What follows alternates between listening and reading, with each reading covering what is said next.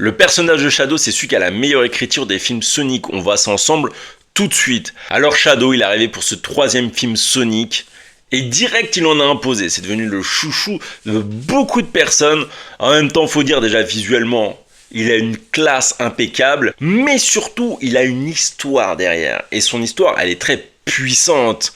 En effet, quand il est arrivé sur Terre, il s'est lié d'amitié, voire un peu plus, avec la fille du grand-père Robotnik. Et celle-ci est morte dans ses bras à cause des hommes.